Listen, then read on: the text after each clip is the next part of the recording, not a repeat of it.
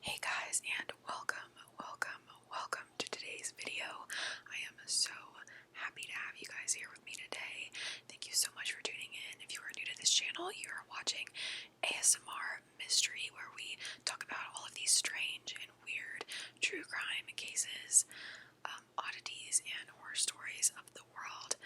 So before we begin, I just want to say thank you so much from the bottom of my heart for all of you, if you are a subscriber, thank you so much, and if you are not, thank you anyway for watching and considering this channel, and I would love for you to subscribe and become a member of the Mystery Machine family. I also just wanted to quickly just apologize for not getting my video up this past week for Weird Wednesday.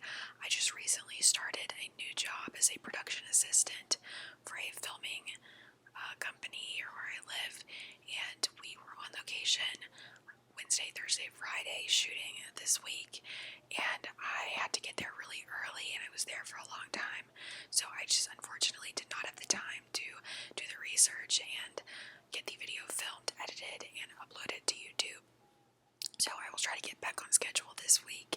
It was my first week at my new job, so things were a bit hectic and crazy, but I think that things have pretty much smoothed out, and I promise that even if I know I'll be busy on Wednesday, I will try my hardest to get the video pre-recorded. Alright, so today we're going to be doing a case that has always really interested me since I heard it probably when I was a little kid.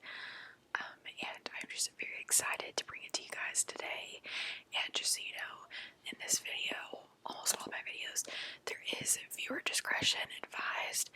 This is probably going to be one of the most gruesome cases I have covered, so just a fair warning, if that is not something that you are going to be interested in hearing, please just go ahead and exit out before I begin, and feel free to watch one of my other videos, or watch one of the videos by the thousands of other ASMR artists that are out there. They all produce really great content, so but if you are still with me, let's go ahead and jump into everything. So today we are going to be doing the case of the Black Dahlia, and the Black Dahlia is a case that has always just been so intriguing to me, just because it is unsolved and they never figured out who did it. There's been movies made about it, tons of documentaries, and the case happened back in 1947, and even years later today, it is still completely unsolved. So I thought that would be a really good case to cover because of that. So the Black Dahlia case, like I said, it did occur in 1947. It was on either January the 14th or January 15th of 1947, and the Black Dahlia was actually a nickname for the woman who was murdered in the case, and her name was Elizabeth Short. Elizabeth Short was born on July the 29th, 1924 in Boston, Massachusetts, and she was approximately 5 foot 5 inches tall, 5 feet 5 inches tall, and was the daughter of Cleo Short, who was her father, and Phoebe May Sawyer, who was her mother. So she was born in the Hyde Park section of Boston, Massachusetts. She was the third of 5 daughters of Cleo and Phoebe May Short. Around 1927, the Short family relocated to Portland, Maine, but eventually settled in Medford, Massachusetts, which was a suburb in Boston, where she was raised. Her father built miniature golf courses until the 1929 stock market crash, when he lost most of his savings, leaving the family broke. In 1930, her father's car was found abandoned on the Charlestown Bridge, and it was assumed that he had committed suicide by jumping into the Charles River. Believing her husband to be deceased, Phoebe moved with her 5 daughters to a small apartment in Medford and worked as a bookkeeper to support them. Troubled by bronchitis and severe asthma attacks, Elizabeth underwent lung surgery at age 15, after which doctors suggested she relocate to a milder climate during the winter months to prevent further respiratory problems. Her mother then sent her to spend winters in Miami, Florida, with family friends. During the next 3 years, Short lived in Florida during the winter months and spent the rest of the year in Medford with her mother and sisters. When she was a sophomore in high school, she actually ended up dropping out of Medford High School. So, in late 1942, Elizabeth's mother, Phoebe, received a letter of apology from her presumed deceased husband, which revealed that he was in fact alive and had started a new life in California.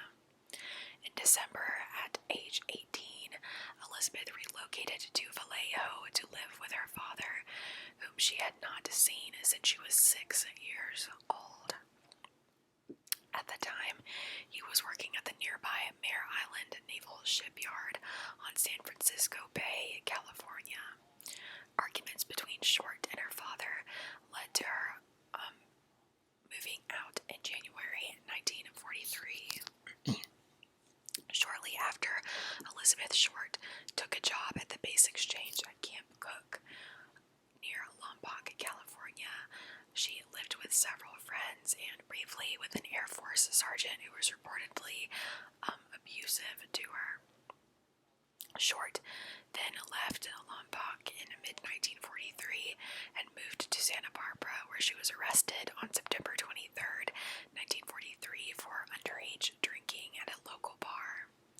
The juvenile authorities sent her back to Medford, but she returned instead to Florida, making only occasional visits to Massachusetts. While in Florida, Elizabeth Short met Major Matthew Michael Gordon, Jr., a decorated U.S. Army Air Force officer of the 2nd Air Commando Group. He was training for deployment to the China-Burma-India Theater of Operations of World War II. She told friends that he had written to propose marriage while he was recovering from injuries from a plane crash in India. Elizabeth Short accepted his offer, but Gordon died in a second crash on August the 10th, 1945, less than a week before the Japanese surrender ended the war. She eventually relocated to Los Angeles in July 1946 to visit Army Air Force Lieutenant Joseph Gordon Fickling, whom she had known from living in Florida. Fickling was stationed at the Naval Reserve Air Base in Long Beach. Short spent the last 6 months of her life living in Southern California, mostly in the Los Angeles area. Shortly before her death, she'd been working as a waitress and rented a room behind the Florentine Gardens nightclub on Hollywood Boulevard. Short has been variously described and depicted as an aspiring or would-be actress. According to some sources, she did in fact have aspirations to be a film star, though she had no known acting jobs or credits to her name. On January 9th, 1947, Short returned to her home in Los Angeles after a brief trip to San Diego with Robert Red Manley, a 25-year-old married salesman she had been dating. Manley stated that he dropped Elizabeth off at the Biltmore Hotel located at 506 South Grant Avenue in downtown Los Angeles, California, and that Elizabeth was to meet her sister who was visiting from Boston that afternoon.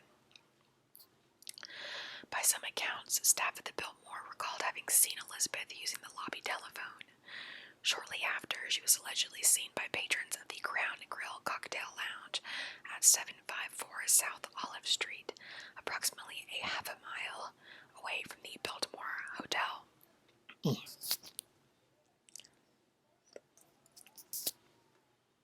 On the morning of January 15th, 1947, Short's naked body was found severed in 2 pieces on a vacant lot on the west side of the South Norton Avenue, midway between Coliseum Street and West 39th Street in Limert Park, Los Angeles. At the time, the neighborhood was pretty much underdeveloped. Local resident Betty Bersinger discovered the body at approximately 10 a.m. While while she was walking with her 3-year-old daughter.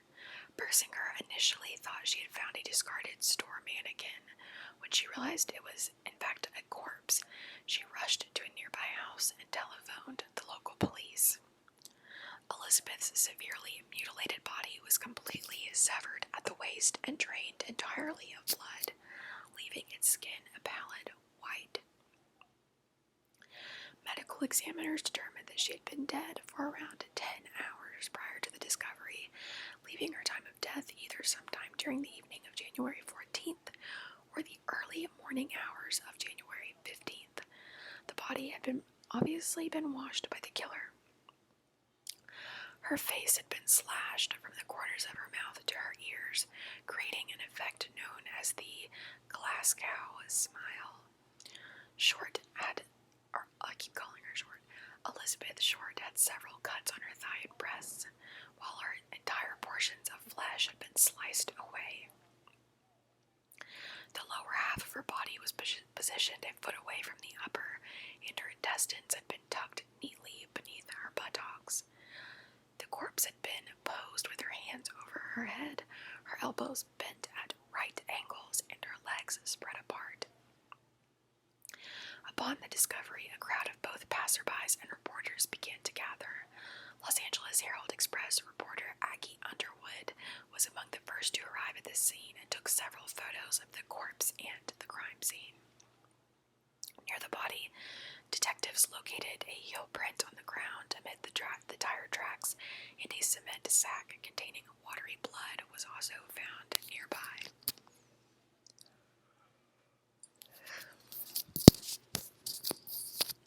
An autopsy of Short's body was performed on January 16, 1947 by Dr. Frederick Newbar, the Los Angeles County coroner. Newbar's autopsy report stated that Elizabeth Short was 5 feet 5 inches tall, weighed 115 pounds, and had light blue eyes, brown hair, and badly decayed teeth. There were ligature marks in her ankles, wrists, and neck, and an irregular laceration with superficial tissue loss on her right breast. Newbar also noted superficial lacerations on the right forearm, left upper arm, and the lower left side of the chest. The body had been cut completely in half between the second and third lumbar vertebrae, thus severing the intestine of the duodenum. Newbar's report noted very little ecchymiosis, which is bruising, along the incision line, meaning it had been performed after death. Another gaping laceration measured approximately 4.25 inches in length and ran longitudinally from the umbilicus to the suprapubic region. The lacerations on each side of the face, which extended from the corners of the lips, were measured at 3 inches on the right side of the face and 2.5 inches on the left. The skull was not fractured, but there was noted bruising on the front and right side of her scalp, with a small amount of bleeding in the subarachnoid space on the right side, consistent with blows to the head. The cause of death was determined to be hemorrhaging from the lacerations to her face and the shock from blows on the head and face. Newbar noted that Elizabeth's anal canal was dilated at 1.75 inches, suggesting she may have been raped. Samples were taken from her body testing for the presence of sperm, but the results came back negative. Prior to the autopsy, police had quickly been able to identify the victim as Elizabeth Short after sending copies of her fingerprints to Washington, D.C. via sound photo, a primitive fax machine of the era. The prints matched those given by Elizabeth during her 1943 arrest.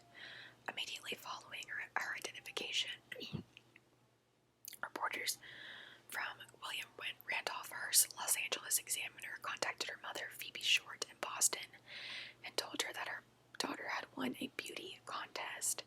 It was only after prying as much personal information as they could from Phoebe that the reporters revealed that her daughter, in fact, had been murdered. The newspaper offered to pay her airfare and the accommodations if she would travel to LA to help with the police investigation. That was yet another ploy, since the newspaper kept her away from the police and other reporters to protect its scoop. The Examiner and another first newspaper, the Los Angeles Herald-Express, later sensationalized the case with one article from the Examiner describing the black tailored suit Short was last seen wearing as a, quote, tight skirt and sheer blouse, end quote. The media nicknamed her as the Black Dahlia and described her as an adventuress who prowled Hollywood Boulevard. Additional newspaper reports, such as one published in the Los Angeles Times on January the 17th, deemed the murder a sex fiend slaying. On January 21st, 1947, a person claiming to be Short's killer placed a phone call to the office of James Richardson, the editor of the Los Angeles Examiner, congratulating Richardson on the newspaper's coverage of the case, and stated he planned on eventually turning himself in, but not before allowing police to pursue him further. Additionally, the caller told Richardson to expect some souvenirs of Beth Short in the mail. And that was a quote, by the way. On January 24th, a suspicious manila envelope was discovered by a U.S. Postal Service worker. The envelope had been addressed to the Los Angeles Examiner and other Los Angeles papers, with individual words that had been cut and pasted from newspaper clippings. Additionally, a large message on the face of the envelope read, quote, "Here is Dahlia's belongings, letter to follow," end quote. The envelope contained Elizabeth's birth certificate, business cards, and photographs, names written on pieces of paper, and an address book with the name Mark Hansen embossed on the cover. The packet had been carefully cleaned with gasoline, similarly to Elizabeth's body, which led police to suspect the packet had been sent directly by her killer. Despite the efforts to clean the packet, several partial fingerprints were lifted from the envelope and sent to the FBI for testing. However, the prints were compromised in transit and thus could not be properly analyzed. The same day the packet was received by the Examiner, a handbag and a black suede shoe were reported to have been seen on top of a garbage can in an alley a short distance from Norton Avenue, 2 miles from where Short's body had been discovered. The items were recovered by police, but they had also been wiped clean with gasoline, destroying any fingerprints. Police quickly deemed Mark Hansen, the owner of the address book found in the packet, a suspect. Hansen was a wealthy local nightclub and theater owner and an acquaintance of whose home Elizabeth had stayed with friends, and according to some sources, he also confirmed that the purse and shoe discovered in the alley were in fact Elizabeth's. Ann Toth, Elizabeth's friend and roommate, told investigators that Elizabeth had recently rejected sexual advances from Hansen and suggested it as a potential cause for him to kill her. However, he was cleared of suspicion in the case. In addition to Hansen, the Los Angeles Police Department interviewed over 150 men in the ensuing weeks whom they believed to be potential suspects. Manley, who had been one of the last people to see Short alive, was also investigated, but was cleared of suspicion after passing numerous polygraph examinations. Police also interviewed several prisoners found listed in Hansen's address book, including Martin Lewis, who had been an acquaintance of Short's. Lewis was able to provide an alibi for the date of Elizabeth Short's murder, and he was in Portland, Oregon, visiting his father-in-law, who was dying of kidney failure. A total of 750 investigators from the LAPD and other departments worked on the case during its initial stages, including 400 sheriff's deputies and 250 California State Patrol officers. Various locations were searched for potential evidence, including storm drains throughout Los Angeles, abandoned structures, and various sites along the Los Angeles River, but the searches yielded no further evidence. City Councilman Lloyd G. Davis posted a $10,000, which was equivalent to $109,598 in 2017, reward for information leading to Elizabeth's killer. After the announcement of the reward, various people came forward with confessions, but most of whom were dismissed as false. Several of the false confessors were charged with obstruction of justice. On January 26th, another letter was received by the Examiner, this time handwritten, which read, quote, "Here it is. Turning in Wednesday, January 29th at 10 a.m. Had my fun at police. Black Dahlia Avenger," end quote. The letter also named a location at which the supposed killer would turn himself in. Police waited at the location on the morning of January the 29th, but the alleged killer did not appear. Instead, at 1 p.m., the Examiner office witnesses received another cut and pasted letter which read, quote, "Have changed my mind. You would not give me a square deal. Dahlia killing was justified," end quote. The graphic nature of the crime and the subsequent letters received by the examiner had resulted in a media frenzy surrounding Elizabeth's murder. Both local and national publications covered the story heavily, many of which reprinted sensationalistic reports suggesting that Elizabeth had been tortured for hours prior to her death. The information, however, was false. Yet, police allowed the reports to circulate so as to conceal Short's true cause of death, cerebral hemorrhage, from the public. Further reports about Elizabeth's personal life were publicized, including details about her alleged declining of Hanson's romantic advances. Additionally, a stripper who was an acquaintance of Elizabeth's told police that she liked to get guys worked up over her, but she'd leave them hanging dry. This led some reporters, namely the Herald Express's Bevo Means, and detectives to look into the possibility that Elizabeth was a lesbian and began questioning employees and patrons of gay bars in LA. This claim, however, remained unsubstantiated. The Los Angeles Herald Express also received several letters from the purported killer, again made with cut and pasted clippings, one of which read, quote, "I will give up on Dahlia killing if I get 10 years. Don't try to find me," end quote. On February 1st, the Los Angeles Daily News reported that the case had run into a stone wall, with no new leads for investigators to pursue. The Examiner continued to run stories on the murder and the investigation, which was front-page news for 35 days following the discovery of the body. When interviewed, lead investigator Captain Jack Donahue told the press that he believed Elizabeth's murder had taken place in a remote building or shack on the outskirts of LA, and her body transported into the city where it was disposed of. Based on the precise cuts and dissection of Elizabeth's corpse, the LAPD looked into the possibility that the murderer may have been a surgeon, doctor, or someone with medical knowledge. In mid-February 1947, the LAPD served a warrant to the University of Southern California Medical School, which was located near the site where Elizabeth's body had been discovered, requesting a complete list of the program's students. The university agreed so long as the students' identities remained private and background checks were conducted, but they yielded no results. By the spring of 1947, Short's murder had become a cold case, with few new leads. Sergeant Finis Brown, one of the lead detectives on the case, blamed the press for compromising the investigation through reporters' probing of details and unverified reporting. In September 1949, a grand jury convened to discuss inadequacies in LAPD's homicide unit based on their failure to solve numerous murders, especially those of women and children. In the past several years, Short's being one of them. In the aftermath of the grand jury, further investigation was done on Elizabeth Short's past, with detectives tracing her movements between Massachusetts, California, and Florida, and also interviewed people who knew her in Texas and New Orleans, but the interviewers yielded no useful information in the murder. The notoriety of Elizabeth Short's murder has spurred a large number of confessions over the years, many of which have been deemed false.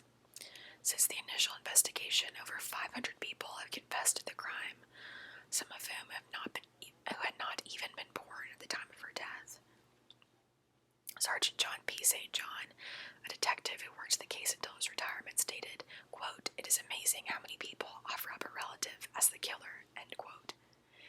During the initial investigation into her murder, police received a total of 60 confessions, most made by men.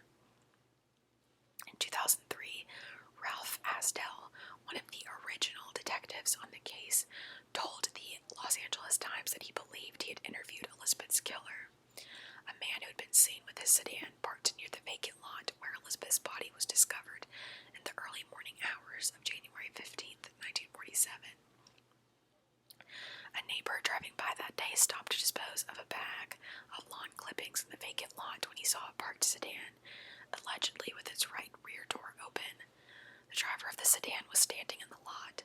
His arrival had apparently startled the owner of the sedan, who approached his car and peered in the window before returning to the sedan and driving away. The owner of the sedan was followed to a local restaurant where he worked, but was ultimately cleared of suspicion. Suspects remaining under discussion by various authors and experts include Walter Bailey, Norman Chandler, whom biographer Donald Wolfe claims impregnated Elizabeth, Leslie Dillon, Joseph A. Dumas, R.D. Lane, a.k.a. Jeff Connors, Mark Hansen, Dr. Francis E. Sweeney, George Hill Hodel, Hodel's friend Fred Sexton, George Knowlton, Robert M. Red Manley, Patrick S. O'Reilly, and Jack Anderson Wilson. Alright, so now we're going to get into some theories as to what happened to the Black Dahlia. Several crime authors, as well as Cleveland detective Peter Murillo, have suspected a link between the Elizabeth Short murder and the Cleveland Torso murders, which took place in Cleveland, Ohio between 1934 and 1938. As part of their investigation into other murders that took place before and after the Short murder, the original LAPD investigators studied the Cleveland murders in 1947, but later discounted any relationship between the two cases.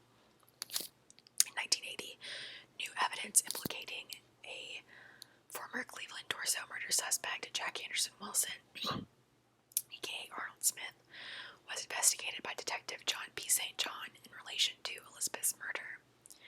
He claimed he was close to arresting Wilson for Elizabeth's murder, but that Wilson died in a fire on February 4th, 1982. The possible connection between Elizabeth Short's murder and the Cleveland murders received renewed media attention when it was profiled on the series Unsolved Mysteries in 1992, in which Elliot Ness biographer Oscar Frehley suggested Ness knew the identity of the killer responsible for both cases.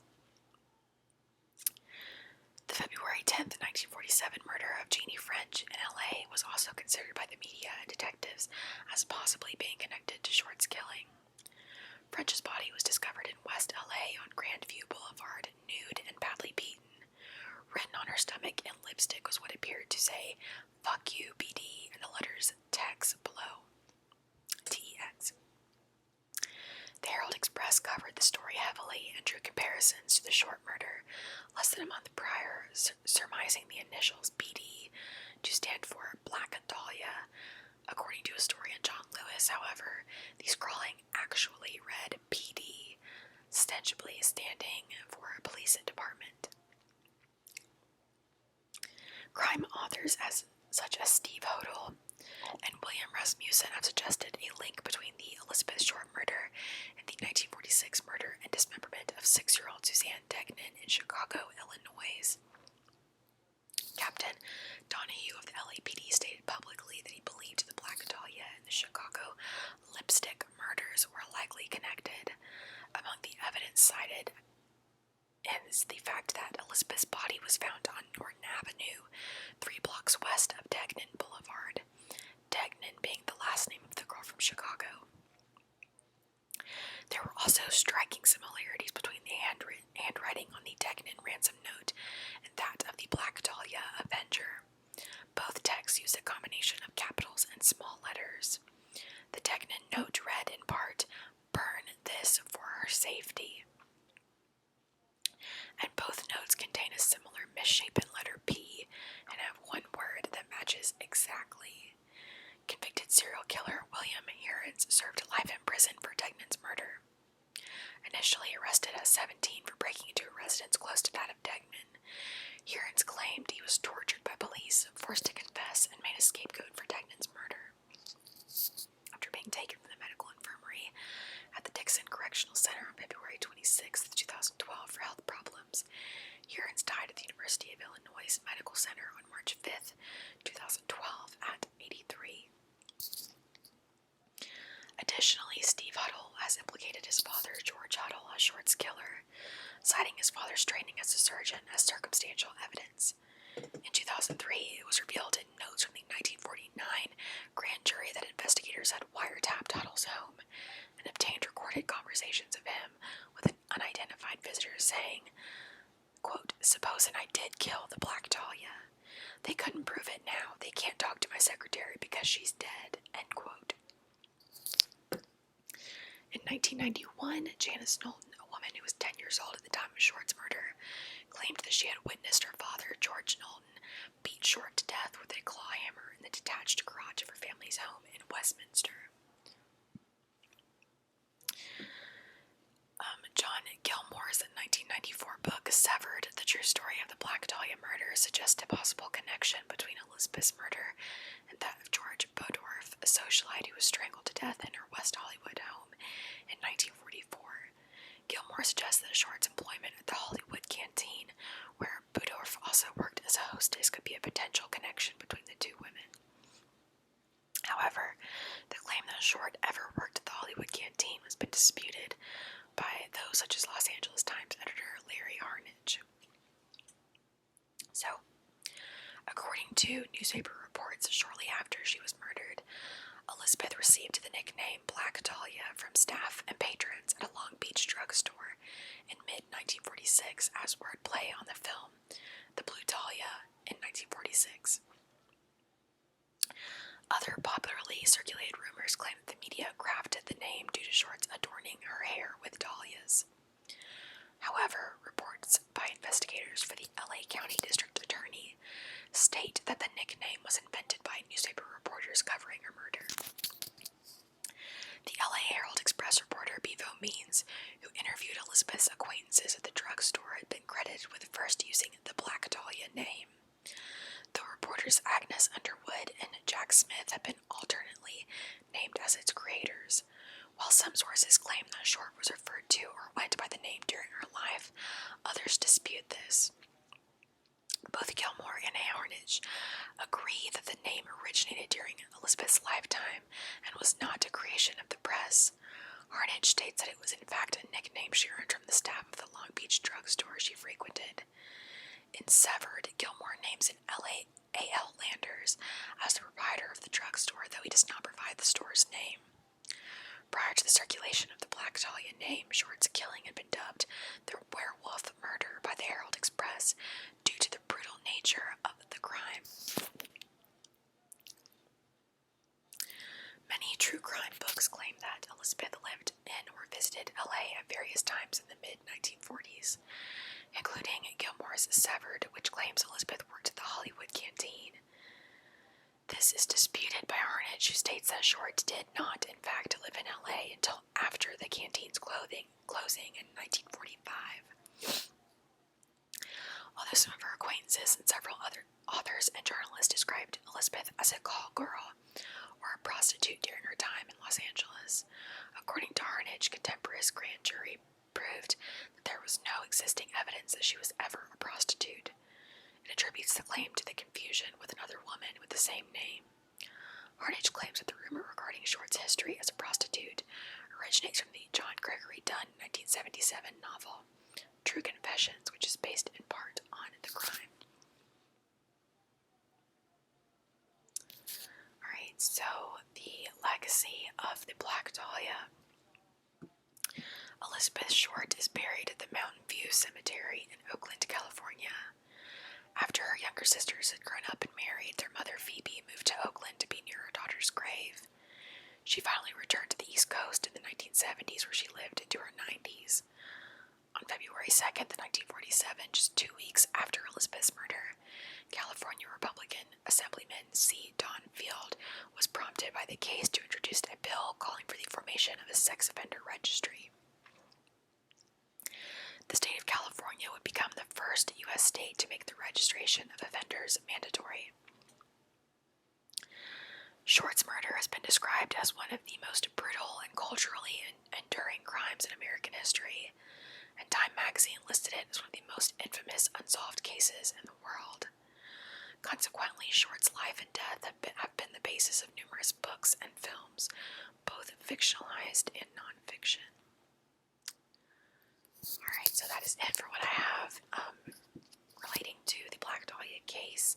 I hope eventually that her family can come to some kind of closure regarding her death, because it is so tragic and there are still no answers as to what exactly happened to Elizabeth Short. is it for today's video. Thank you so much for watching. If you liked this video, be sure to give it a thumbs up, like, comment, and subscribe, and just I get excited for the next videos to come. I am probably going to film some really great videos tomorrow, and I hope to get those up as soon as I can. So have a good rest of your day, morning, night, whenever